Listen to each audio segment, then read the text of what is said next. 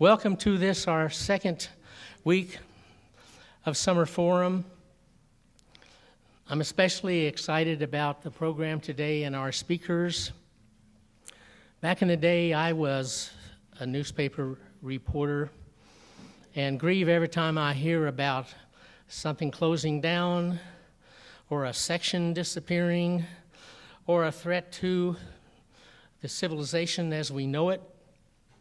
And so today we're going to be hearing how that almost happened. But as far as we know, we've been reprieved for a little while. As we begin, I'd like to read a blessing for Joan and for Kara. A blessing for risk takers. Blessed are they who fall in the mud, who jump with gusto and rip their pants, skin their elbows and bruise the ego, for they shall know the sweetness of risk. Blessed are they who try again, who dust off, who wash up, who extend the wish for peace, who return to sites of failure, who are dogged in their pursuit, for they will discover the secret to dreams. Blessed are they who refuse to listen to the naysayers, for their hearts will be houses for hope. Blessed are they who see beyond the surface of another, for they will be able to delight in the gift of compassion. Blessed are they who pause while running the race to help a fellow traveler, who pick up the fallen, who stop for injured life, for they shall know the kindness of strangers. Blessed are they who boldly abandon winning, for they shall know the path of justice. But now let's begin with a little tune. It goes back to the days when I used to know music from Bob Dylan. And especially a line that has stayed with me all these years. Who's not busy being born is busy dying. Joey.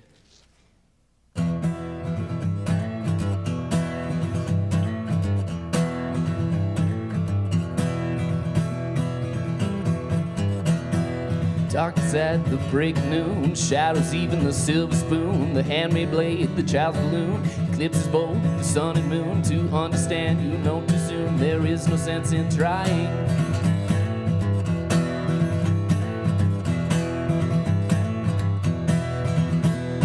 Pointed threats they bluff with scorn, suicide remarks are torn from the fool's gold mouthpiece. The hollow horn plays wasted words, proves to warn that he not busy being born is busy dying.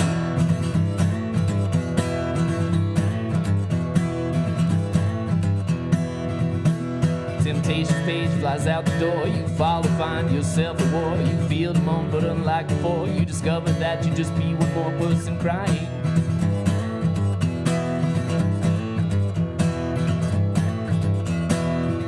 So don't fear if you hear a foreign sound to your ear. It's alright, ma, I'm only sighing.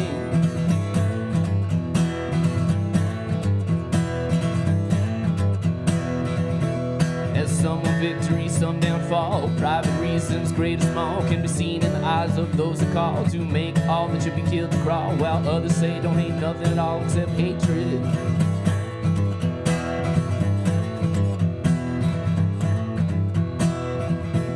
Disillusioned words like bullets bark as human gods aim for the mark, make everything from toy guns and sparks to flesh-colored Christ that glow in the dark. It's easy to see without looking too far that not much is really sacred.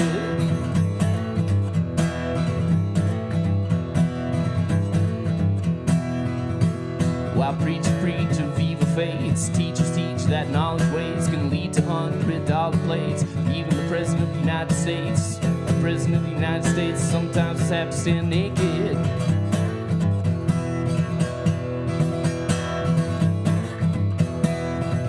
Know the rules of the road. you got to dodge. And it's alright, Mom, I can make it.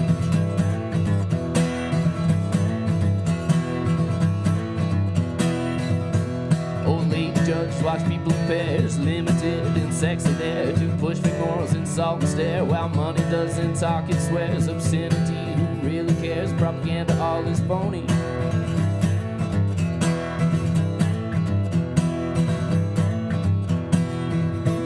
While them that defend what they cannot see with killer's pride, security, it blows the minds most bitterly. For them to think that's honesty won't fall upon them naturally. Life sometimes must get lonely.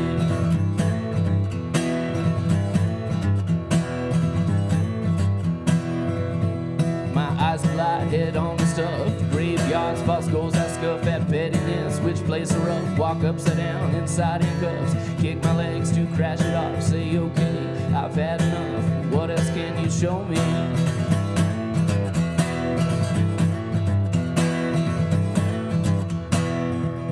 If my thought dreams could be seen, they'd probably put my head in a guillotine.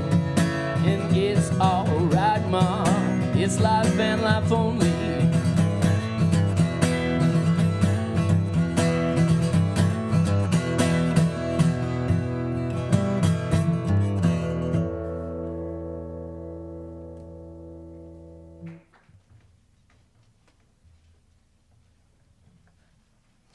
Several months ago, when I first started contacting Joan O'Brien about a possible presentation here at Summer Forum, of course, there was great concern and distress and some doubt that the Tribune would survive. And now months have passed, and it's a new day. And as far as I know, neither one of them have ever given a victory speech before, so it's going to be a challenge. One thing I notice about we liberals is that we sometimes don't have a gift of celebration. We don't believe in kneeling down and crossing ourselves in the end zone, and we just don't have a real second sense of how to celebrate.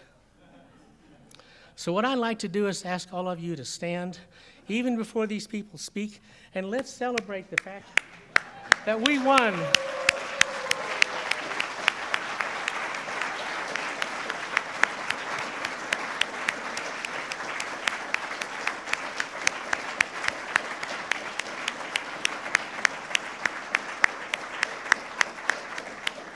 Thank you. It may be provisional, but hey, let's take it while we can. Who wants to go first? Joan? Okay.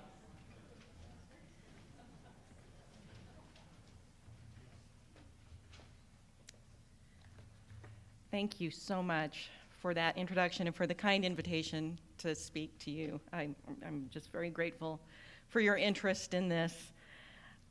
Usually when we do these talks, Kara goes first, and she lays out the legal issues and sort of explains everything, and we're going to do things a little bit differently.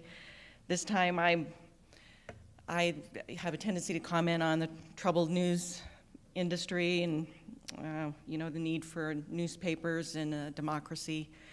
But today's a little different, and not just because of what happened a couple weeks ago with the sale of the Salt Lake Tribune to a benevolent local owner. Today we're speaking in a church, and that has put me in kind of a confessional mood. So speaking here in a sacred space, it makes me want to share the story of my loss of faith in this whole fight. So it's been nearly 3 years since the anonymous note that you've seen landed on the desks of 3 Tribune reporters. One of them, my husband, Tom Harvey. And as you can read there, it says that the church and John Payton are renegotiating the JOA, that's a joint operating agreement, the deal that governs the business affairs of the two Salt Lake newspapers in Salt Lake. It says the deal is Tribune interest for cash. Tribune will be left with very little. And the Tribune reporters, this was news to them, they quickly obtained the joint operating agreement, the deal from the Justice Department, where it had been quietly filed away, and they reported upon it. And even a cursory reading of that JOA demonstrated the fate that was in store for the Salt Lake Tribune. You could see why the New York owner of the Tribune and the Deseret News worked very hard to keep it secret. It truly was a death warrant for the Tribune, which for 65 years had shared business operations with the Deseret News. So the ink was not even dry on that contract. This was only a couple weeks after it was submitted to the Justice Department when what was to become our group formed to start challenging it.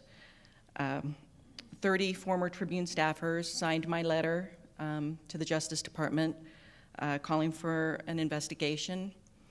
I think it's safe to say that appeal fell on deaf ears. Then we worked on a second, longer letter that took months to write and sort of study up on. And fortunately, that letter did attract the attention of the Justice Department, and they launched an investigation. But it was evident to us that, Justice Department enforcement action, if it took place at all, would happen too late to save the Salt Lake Tribune. It would not save the Tribune from the imminent and inevitable staff cuts that were going to take place. So our little group incorporated as a nonprofit with the help of Kara's amazing law firm, Christensen and Jensen, and we filed our own public interest antitrust lawsuit in federal court exactly 2 years ago. So looking back now, I can say that filing that lawsuit was a little bit crazy, a little bit courageous, and not the least bit newsworthy. We were right about so much in this case, but one outcome I truly did not expect was the general indifference of the news media. Dean Starkman was the only national journalist to respond to my pleas for coverage, and he referred to our case as a hairball. And I should say, by the way, Dean Starkman, who has a Pulitzer Prize, he did actually do a story. And yes, it was a hairball. Yes, the legal issues and the facts are pretty tangled, it's true. But the storyline is pretty simple. Essentially, an arm of the most powerful institution in the region engineered a deal that doomed the largest independent news gathering operation in the region, and the community fought back. Does that sound like a good story to you? Yes. Nothing says we are serious like the filing of a federal lawsuit. But to me, it appeared that we were taken even less seriously by the national news media after we brought suit. Journalists everywhere seemed to agree there was no story here. So I guess there was no story here. Now that the dust is beginning to settle, I still don't know what to make of our treatment by the news media, as we sacrificed so much to fight for a news medium. A few weeks before Brooke Gladstone of On the Media visited Salt Lake City in October of 2014, I called her producer, Katya Rogers, to lobby for a story about our state's latest newspaper war. And Katya seemed somewhat intrigued, telling me, if we don't do a story, no one will do a story. And I found that comment encouraging, and I probably shouldn't have, because Brooke Gladstone came to Salt Lake and then left without looking into the controversy involving the state's largest media players. Some weeks later, On the Media devoted the entire program that week on the decline of beat reporting. Many snarky comments came to mind, but I sat on my hands and held my tongue, still hoping in vain that OTM would do a story about our fight, and it never did. Media beat writers at The New Yorker, Mother Jones, Wall Street Journal, Boston Globe, ProPublica, Washington Post, Center for Public Integrity, Rachel Maddow, The New York Times, The Nation, Democracy Now!, etc. They all heard from us or our supporters, and none could be persuaded to look into the saga. I suppose it might have diverted from their focus on Donald Trump. There was, of course, the problem that the medium we were fighting for was a newspaper. The entire industry seems to be left for dead, even though it is still known to produce revenue, as well as the vast majority of original news gathering. There also was the problem of our geography, with Utah smack dab in the middle of flyover country. Furthermore, one of the defendants in our case is a church, so perhaps we were wrongly perceived as religious bigots. We were always careful to refer to our foe as the Deseret News, not its owner, the LDS Church. For us, this was not about religion, but it was about ideology. On one side of the JOA was John Payton, running the hedge fund-owned Digital First. That's the Tribune's owner. He was an evangelist for giving up print dollars in favor of digital dimes. On the other side was Clark Gilbert of the Deseret News, a true believer in the business philosophy of disruptive innovation. And boy, did he ever disrupt Utah news media before leaving Deseret in early 2015 to head BYU, Idaho, rather. Payton and Gilbert were both often the subject of fawning coverage by what I now call the media academic complex, Poynter, Neiman Lab, Columbia Journalism Review, etc.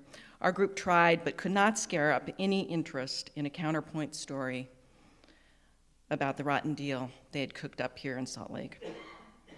Payton put aside a Huntsman-backed offer of about $13 million for the Tribune and instead agreed to negotiate that new JOA that we were fighting in return for nearly $25 million from the Deseret News. Under the contract, Payton surrendered half of the Tribune's profits and practically all of its standing in this joint business that the two papers founded in 1952. Deseret News insiders say the hedge fund wanted to sell off even more of the Tribune profits than it did in return for additional millions. Even still, the Tribune's owners took their millions back to New York and put the 2013 transaction down in their books as sale of the Salt Lake Tribune. It might have seemed to them like the best outcome. That is, until we filed suit and the hedge fund was forced to cover the Tribune losses to the tune of $100,000 to $200,000 a month, having told a federal judge that no, really, the JOA was a great boon to the Salt Lake Tribune. The 2013 JOA was an evident betrayal of the newspaper and the community it serves. But without help of the news media, we faced great difficulty in exposing the defendant's shameful conduct. Our fight, while legally valid and strong, was made so much more challenging and I believe prolonged because of the national news media indifference. So you're probably thinking right now,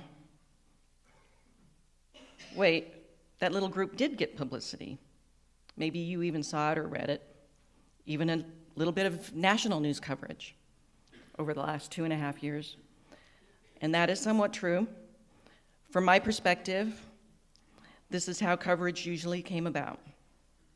With few exceptions, an article would appear in the Salt Lake Tribune. Then other local media or national media would follow. This is the redemption part of my loss of faith narrative. From the outset of this controversy, We have argued that the Tribune plays an essential role in the community. It is very often the first media outlet to disseminate the news, and it acts as a tip service for other news media in our community. Our group saw firsthand how this is true. We got a glimpse of what the news media landscape would be for marginalized, controversial groups like us to get any news coverage at all if there were no Salt Lake Tribune to write the first story. We tried our best with social media, but we needed to reach people who still watch and read legacy video in print. So I'm very grateful to the Tribune's editors and writers who gave us voice through these years, even though it assuredly put them in a difficult position with their previous New York owner. I know for a fact that Terry Orm, the publisher and the editor, had to have the company came and seized his computer at one point. I'm told they had to submit their stories for review before print. Through those years of financial difficulty, the Tribune still followed stories where they led, including ours. It was Tribune coverage that helped us speak to the thousands of supporters, including the hundreds of people who helped fund our David versus Goliath fight. So there, my faith in a medium remains, though I fear I will always feel let down by the national news media. Thank you for hearing my confession. I feel much better. And all I have to say is thank heaven for the Tribune and its new benevolent owner, Paul Huntsman.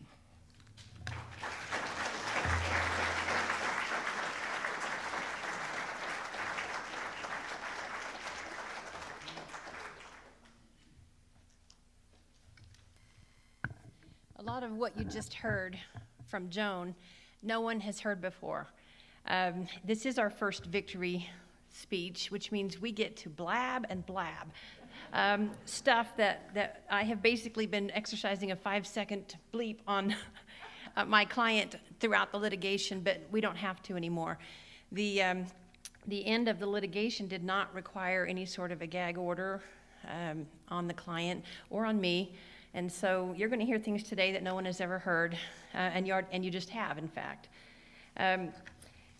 Those of you who read the Tribune probably noticed a column about, a couple of weeks ago, written by the editor of the Tribune, and the headline said, "Thank you, Joan O'Brien, for helping save the Tribune." And she did.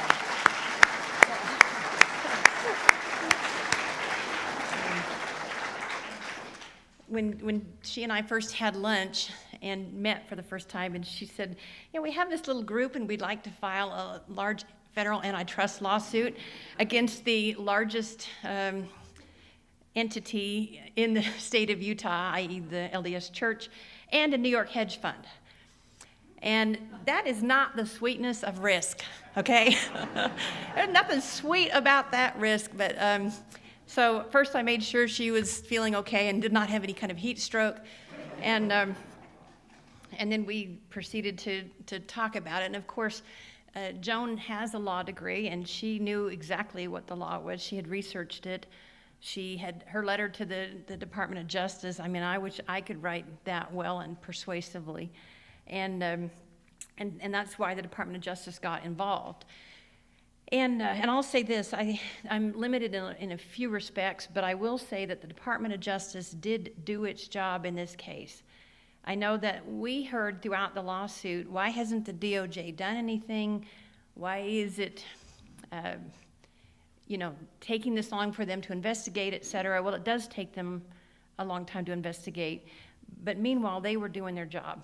And at the end, the Department of Justice was instrumental in working with us to coordinate certain terms that had to be met in order for Joan's group, my client, to sign off on the Tribune sale. Because had we not signed off on it, the Tribune sale was not going to go through, so we needed to make sure there were certain protections, and I'll talk a little bit about those. I do get the boring legal stuff. Thank you, Joan. But I'll try to make it slightly less boring. I'm just going to talk about some of the legal issues that we were asked about. People would, as soon as we filed, and we did so, by the way, because there were layoffs coming. We had it on fairly good authority from the Department of Justice that we needed to file, or else nothing was going to be done in the near future.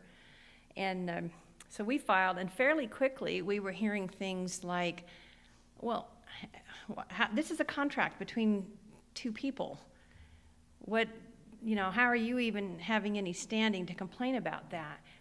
Well, that actually is what antitrust law is all about.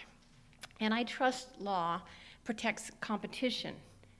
And so when we filed an antitrust lawsuit, we were saying this group and everyone in this valley are consumers of news, and they are being harmed by this contract between two entities. It's kind of like if Texaco and Sinclair, got together again and to set prices illegally. So, this was really no different in its legal effect.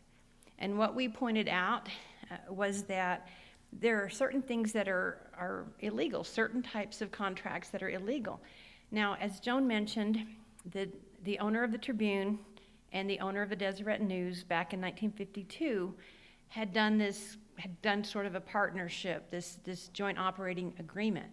And under it, they were sharing, they would share the printing, they would share the distribution, they would set prices, they would do things like that. Well, normally that's illegal. It's called price fixing, and it's normally illegal.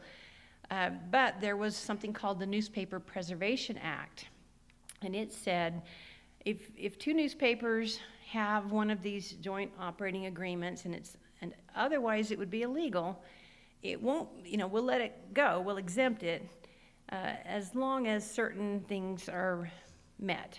And one of those requirements to avoid antitrust liability was that there had to be an independent editorial voice for the newspapers. So here comes the hedge fund in 2013, essentially sells the Tribune, essentially, to the LDS Church. And there was a provision in this agreement that had actually been sneaked into an earlier version of the agreement as well. And what it said was that the LDS Church had unfettered discretion to veto anyone who wanted to buy the Tribune or anyone who wanted to invest in the Tribune if they wanted to have a management role.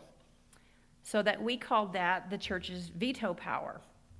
And our position on that was, if I can control who owns my competitor, how is that an independent voice? And I sometimes when we have a situation, a thing where I can show slides, but I think most of you will remember this. Some of the examples that we gave to the court about why the ownership matters of the newspaper, I can tell you about a couple of them. One of them is, and I have just a copy of an ad here. You can't see it, but take my word for it. I'm not going to misrepresent it. Anyway, it's just two people just reading newspapers. There's an individual there reading one, and an individual there. And this says, read all about it. And then it just says UtahNewspaperProject.org. And then down here there's a statement that this Utah Newspaper Project is not affiliated with the Tribune or the Deseret News. The Deseret News would not run that advertisement. The Trib did, but the News wouldn't. Okay? And all it was sending people to a very intellectually stimulating, completely accurate website that Joan and her group were maintaining that just had copies of documents and things like that. The News wouldn't run it. After our lawsuit was filed, I was contacted by an individual who told me that his design company had been running ads regularly in both newspapers, and it would show, a home that he had finished designing with the people who owned it in the picture. His latest advertisement, after he'd run 4 others, had been rejected by the Deseret News. And you might be able to guess why. Because he was in it, along with I believe it was his husband, but certainly it was his partner anyway. Deseret News would not run that ad. They were just sitting there on the couch, not making out or whatever. But the news wouldn't run it. And again, it's fine if they want to have, their right to choose what goes in ads or not. But given the fact that they have the ability to dictate the ownership of the other newspaper, it raises concerns. I can give you a couple of other examples, and we argued all of these to the judge because, of course, they flew in 9 lawyers from New York to try to get the judge to throw out the case. And some of the other examples that we argued to the judge about why this mattered was there was a famous cartoon. Some of you may remember this, but this is a Bagley cartoon. Now, I know you can't see it, but I just prove I've got it. Anyway, and so it's a cartoon I think most of you would remember seeing. It's 2 gentlemen sitting on a bench, and they're reading. One's reading the Salt Lake Tribune, and one is reading the Deseret News. And the Salt Lake Tribune headline says, "Quake kills millions in California." And the Deseret News headline says, "General Conference opens."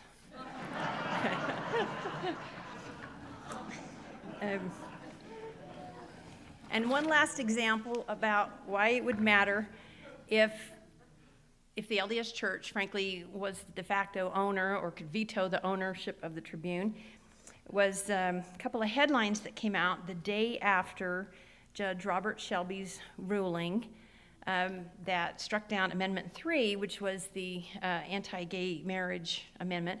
Judge Shelby found that amendment was unconstitutional, and of course he turned out to be right on that, according to the highest authority in the land, if not people in Alabama. But anyway, I'm referring to judges in Alabama. I'm sure the regular Alabamans understand how the Supreme Court works. But anyway, so there were 2 headlines that came out the next day, and I'm going to just read you the headlines, and you'll have to guess which newspaper it was in, okay? The one on the left, the headline said, "Judicial Tyranny." The one on the right said, "Equality at Last." Okay.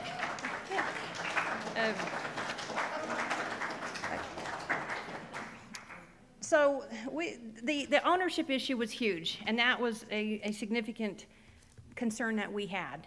And before I talk about kind of one of the other issues, let me tell you how it turned out, how this got fixed in the final sale agreement, because Joan and her group stood firm. When we were first contacted to say maybe we finally have a sale, they knew they had to go through Joan's group and the Department of Justice. And we were obviously very concerned still about this veto power. And because I had been told, and Joan's group had been told about people who were interested in either investing in or buying the Tribune, but I can't tell you how many times people said I probably wouldn't get past the church's vetting. People worried that just being non-Mormon meant that the church would not approve the sale. And I tried to say I don't really think it would go that far, but they're kind of like, well, what's the point of the veto power then? It was hard to argue. One of the things we were asking for in the lawsuit was all of the instances in which people had reached out and how many times there'd been a veto, but they didn't end up having to give us that information because of the way it worked out.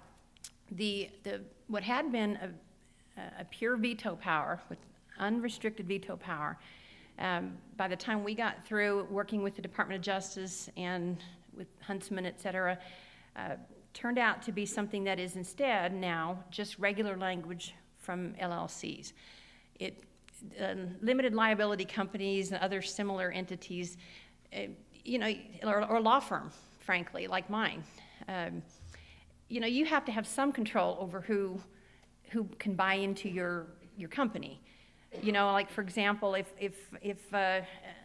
if I'm a partner with this guy and I get mad at him, and so I decide to sell my interest to his bitter ex-wife, there has to be some protection against that. Or suppose I'm really mad and I sell his interest to somebody he doesn't agree with, like the Ku Klux Klan or something that he doesn't like. There has to be some basic protection. You can't just say I can sell it to anybody I want. So all LLCs have language that kind of says you need to consent. One partner should consent if the other partner is going to sell the interest, but that consent will not be unreasonably withheld. Now that's what it says. And what that means is that a judge would be able to look at it and make an objective ruling. Before, it was whatever the Deseret News' owner said had to go. But now a judge would be able to look at it independently. To lawyers, this was huge. It was the biggest thing in my firm when they heard that had been in there, and they were like, "You've got to be kidding me." I think to lay people, they go, it was huge. It was pretty awesome. The other thing we were complaining about in this antitrust lawsuit was that the real either intent or effect of this deal was to kill the Tribune. And we had some pretty good reasons for thinking that. Among other things, there had been a revenue split between them until this went through. And it had started until this deal, this 2013 JOA was amended. It had been the Tribune got 58% of the revenue, and by the time that this JOA was changed, it was down to 30%. Now there was some sale of some presses in there, et cetera, but we could do enough math to figure out it couldn't survive. And it wasn't just us. The former editor of the Tribune signed an affidavit for us in the lawsuit saying it cannot survive. I know the figures. She couldn't tell us at that point, but I know the figures. It cannot survive at 30%. We later received confirmation of that fact from a highly reliable consultant who had access to some pretty good figures and said it wouldn't last.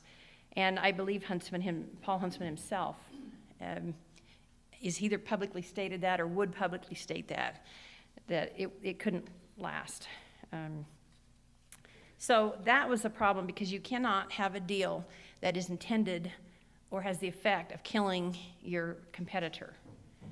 And it was another thing that people kept saying is, why are you getting in the middle of this? Well, because if the Tribune dies, in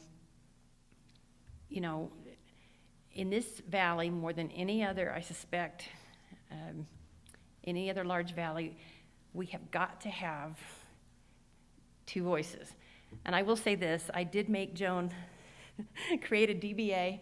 They had Utah Newspaper Project, which was Yahoo, and I said that in my mind it did not convey what was really going on in this case. And so we added a DBA of Citizens for Two Voices, because that's what we were arguing for.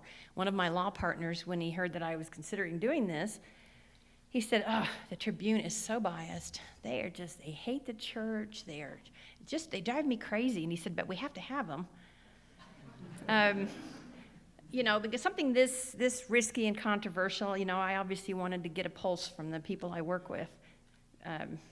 And he was the first one I went to, because he would have been the one that said, let him die. But he said, do what you got to do. So that was a very helpful thing. The revenue split got changed in the new deal. Now, it's still not what it was, but it went up from 30% for the Tribune to 40%. But we have, again, reason to believe, and frankly, Paul Huntsman confirmed that for us, that with certain other changes that are being made, certain other contracts and deals that have been entered into, that is enough for the Tribune to survive, and of course we all hope thrive. Before we signed off on this deal, and we not only were we negotiating the language of some changes to the JOA, But we were grilling Paul Huntsman because this group represented a much larger constituency.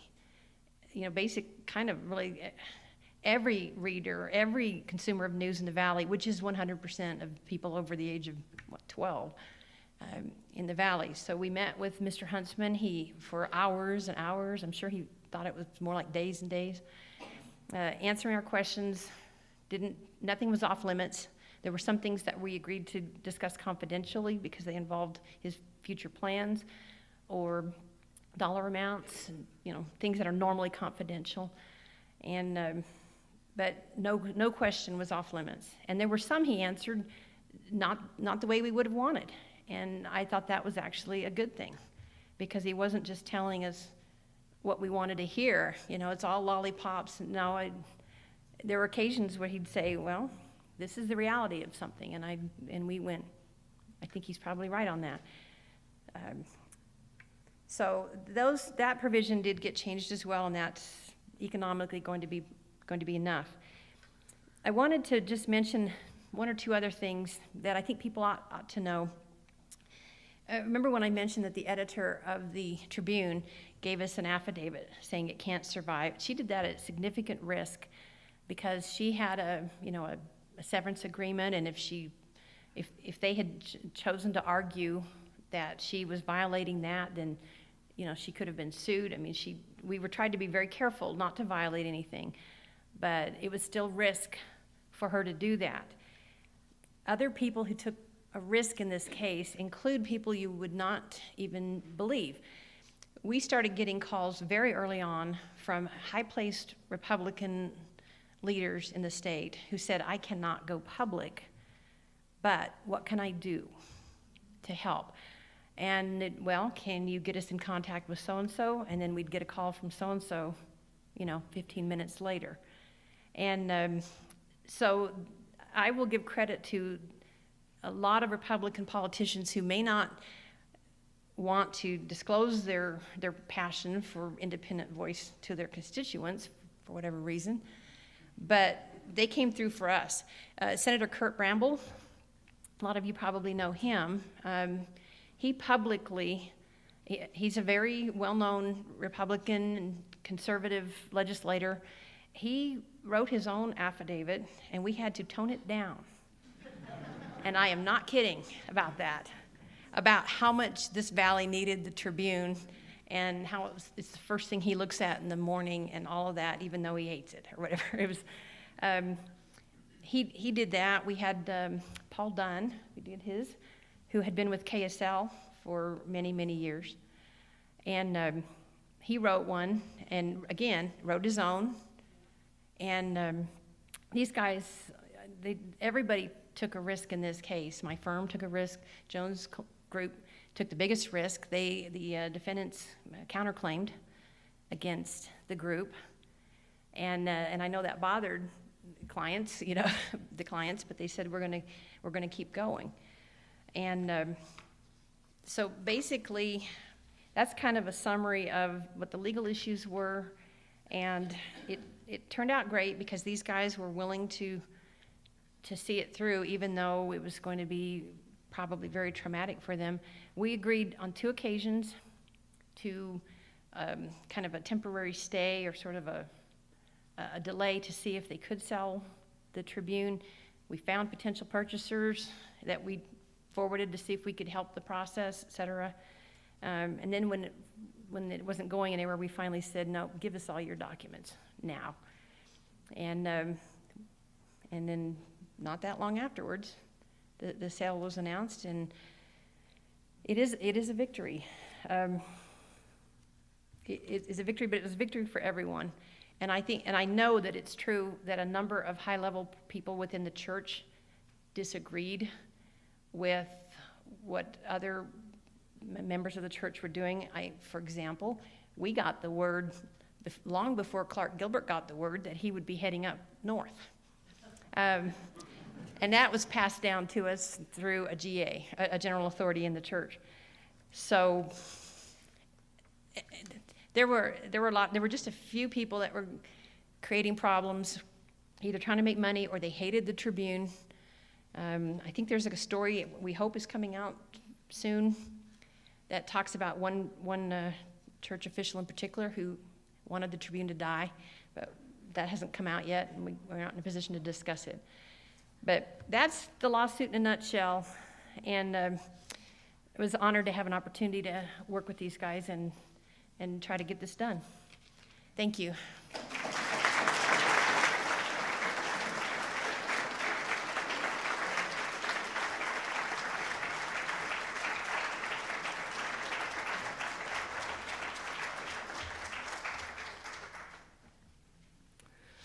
In just a few moments, it'll be the chance of some of you to continue the conversation with your own questions and responses. But since this is a congregation and many of the members have made pledges which they honor weekly, we will now have the offering.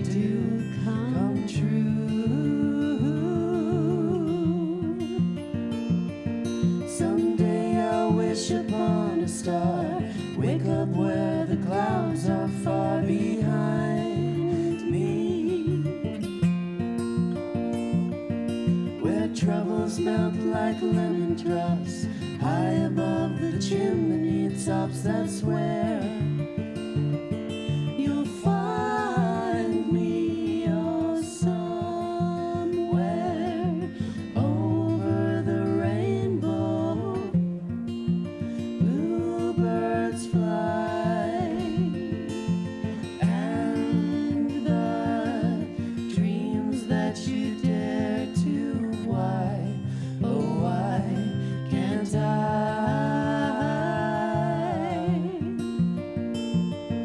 Oh, somewhere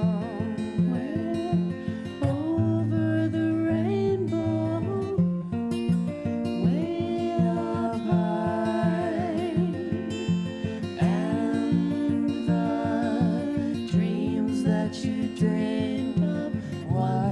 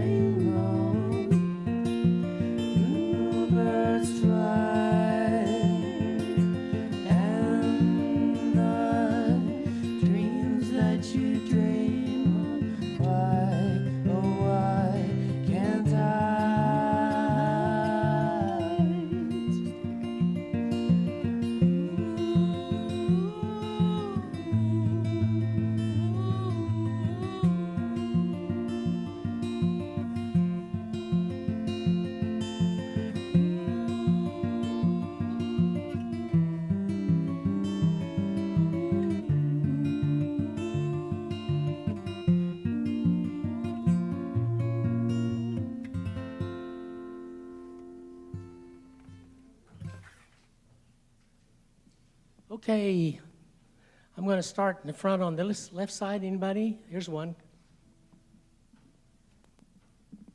Two things. I'd always kind of assumed that the rivalry between the papers was maybe a friendly journalistic rivalry, the way that two lawyers might argue in court and then go out to lunch. But I was talking to a columnist with the Deseret News, and I subscribe to both papers because you can't keep track of the local culture without doing that. But back when there was a real problem with the Tribune and Deseret News, I asked him, why can't you just get along? What would Jesus do? You know, and he just about bit my head off. I was surprised by his venomous hatred, and he really wanted to close the Tribune down. So, you know, where's that coming from? And is it possible that the journalists might get back together? And then just one more thing. Don't you think that those of us who are so grateful for saving the Tribune might at least subscribe to it?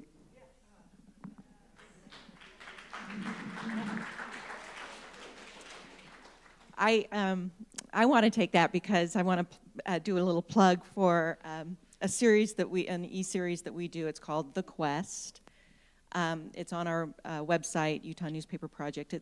We've done 26 so far, and it goes through the bitter battle that occurred.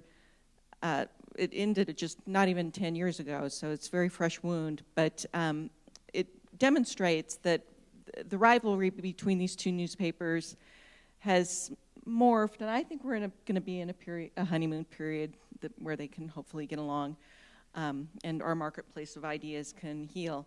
But for decades, both newspapers saw themselves in an existential battle against the other. And the Deseret News, even though the Tribune perceives it as propping up the Deseret News for 65 years, the Deseret News sees the Tribune as keeping it under its thumb, preventing it from going morning, suppressing, its circulation, numerous issues like that.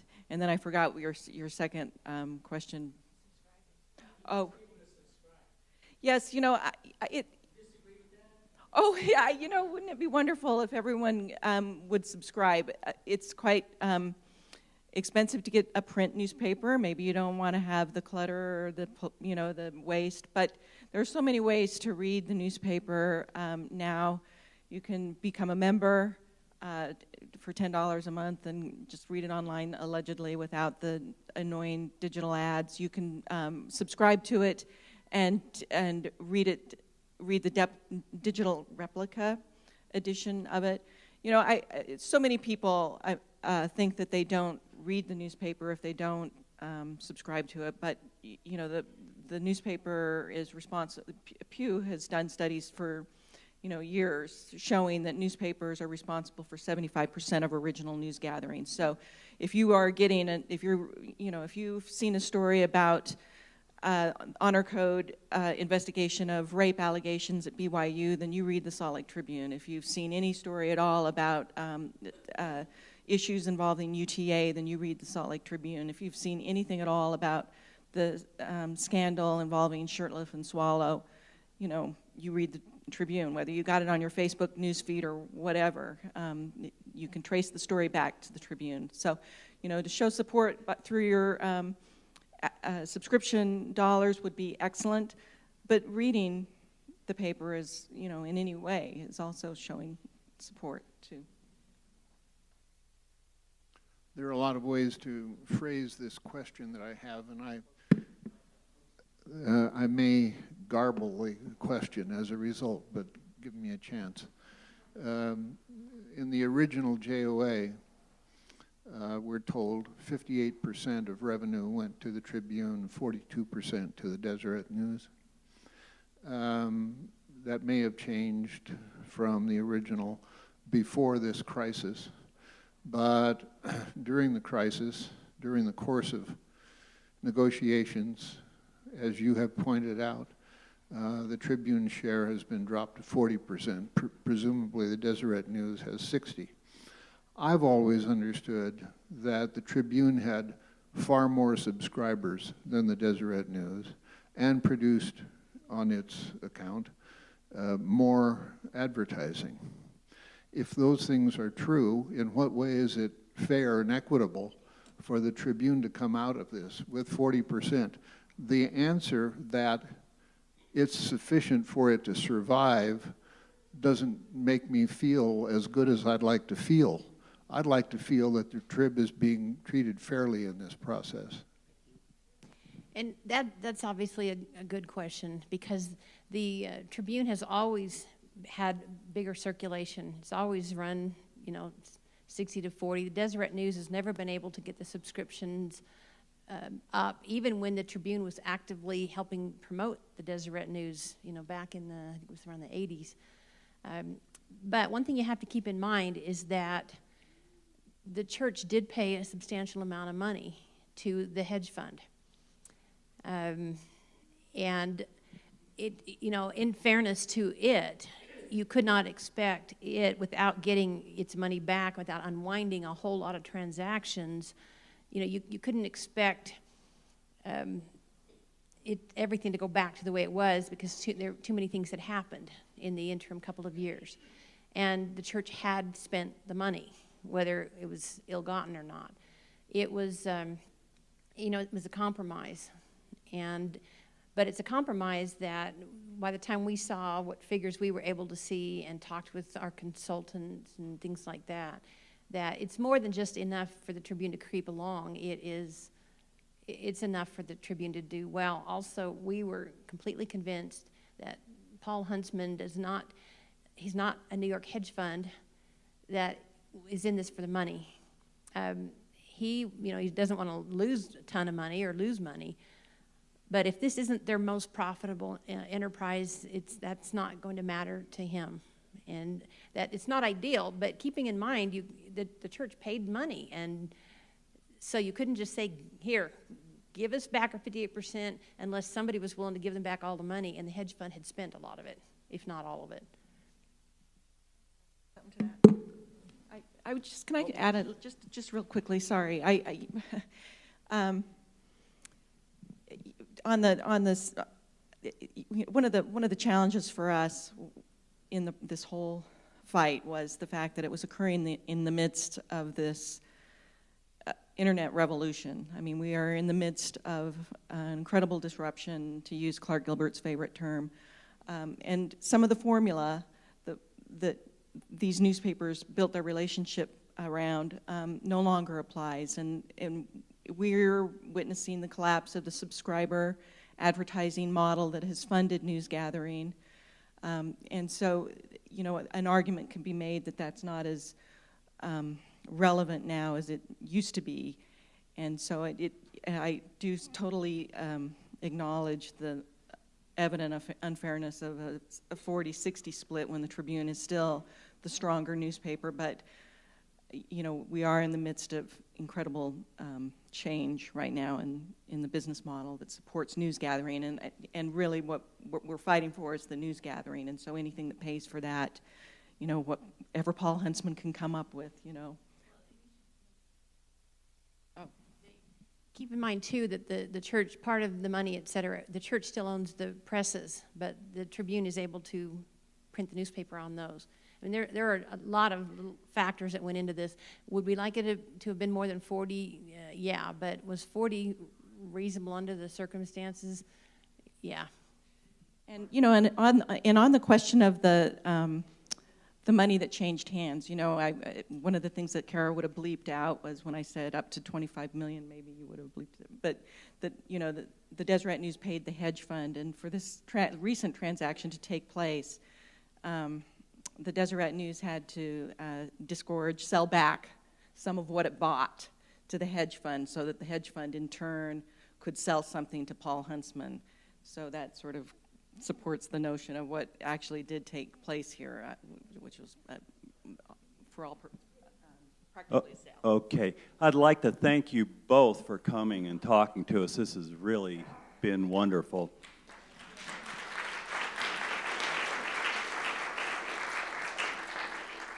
As a follow-up, I have two comments. First, I hope, please, write a book about this story. It's a very important story about important to our democracy, about the news media that is, it's the basis for everything. It's the basis for our democracy. So I hope you'll give that serious consideration. You have all the material. You have great writers. So that's point number one. Point number two, I hope you'll consider having a donate button on your website. I think you'd raise an amazing amount of money, and at the end of each article, you could just have a standard clause. You like this article? Please donate or subscribe. You know, every bit helps. I think you'd be surprised.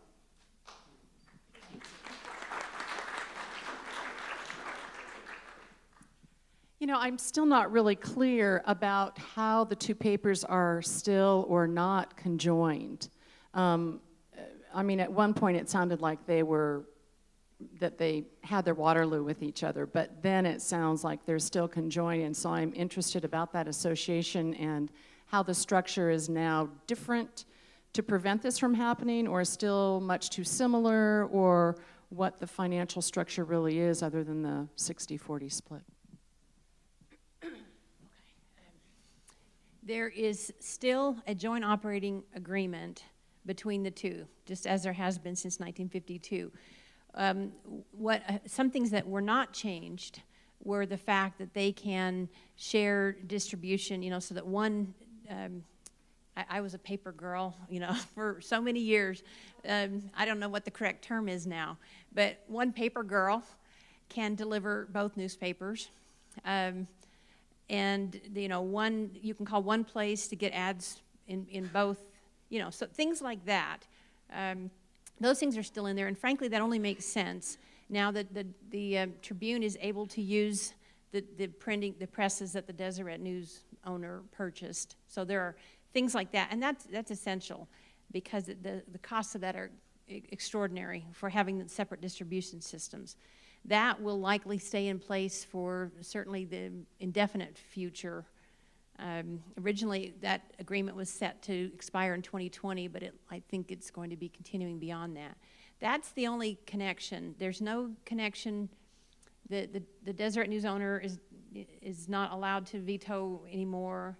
They have no impact on the budget other than just profits, you know, whatever money is made. So their newsrooms are separate and distinct, but they just share things like, you know, being able to have one person take the call to say, I didn't get the newspaper. I mean, and there's a lot of that goes around. For example, I live up in Davis County, and my Standard Examiner is delivered with the Tribune, same person that delivers them. So, you know, there's a lot of sharing that goes on like that. That's really, I think,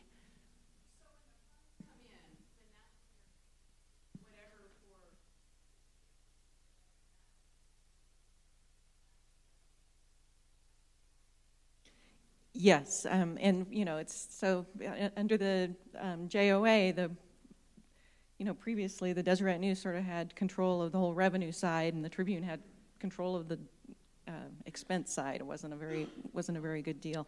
I do want to add though that our group will not disband. I mean, I'm just in the process of getting our paperwork done to re-up for charitable solicitations permit and, you know, all the regulatory stuff that we have to do to continue as a nonprofit, because for exactly the point that you raised, because I think that we need to watchdog the watchdogs a little bit. I mean, this is a relationship that has been incredibly fraught for the last, really, maybe 65 years, but certainly for the last 30 years. And I think it needs to be watched a little bit. My father was publisher of the Tribune in the 80s, and he signed the 1982 joint operating agreement with the Deseret News, and I know for a fact that they started squabbling immediately after that. I mean, this is an amazing two-newspaper town. I mean, and we really do need two newspapers, and need the two voices to endorse Kara's made-up name for us. In fact, Joan has said many times, if the same thing had been happening to the Deseret News, then their group would have done the same thing, because we really do need and want two voices. It was not anti-church, and it was not about just having one paper. Thank both of you one more time.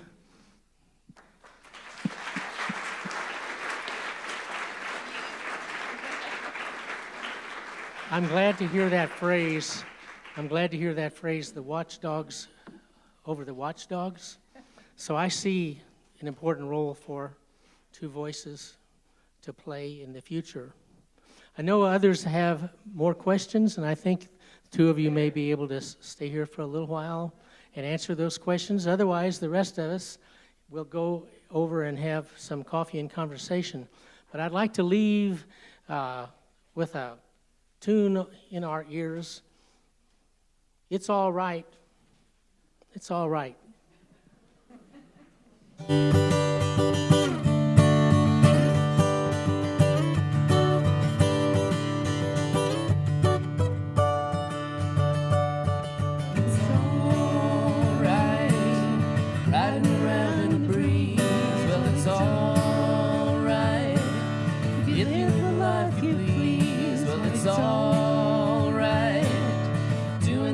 You can, well, it's all right, as long as you lend a hand.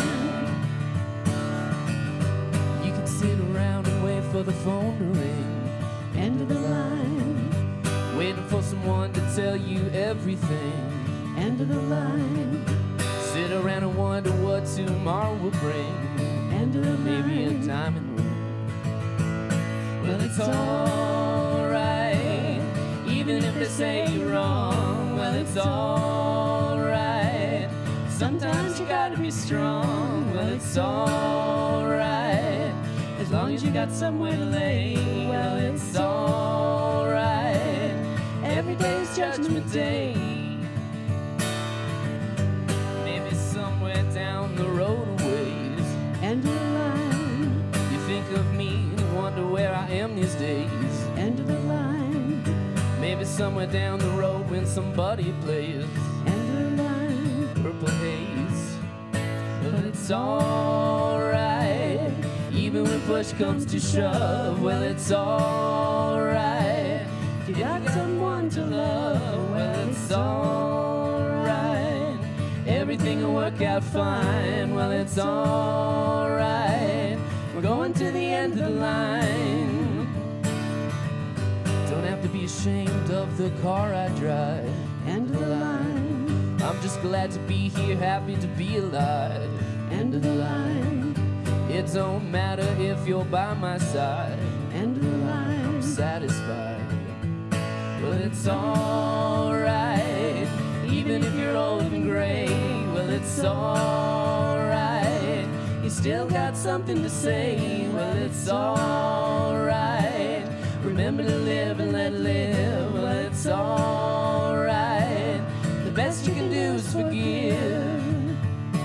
It's all right, riding around in the breeze. Well, it's all right, if you live the life you please. Well, it's all right, even if the sun don't shine. Well, it's all right, we're going to the end of the line.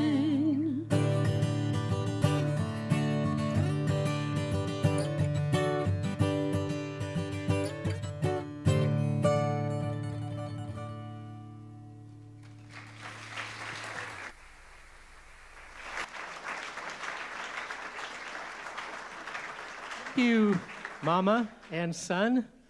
I noticed those words were snuck into those lyrics a few times. That sounds good.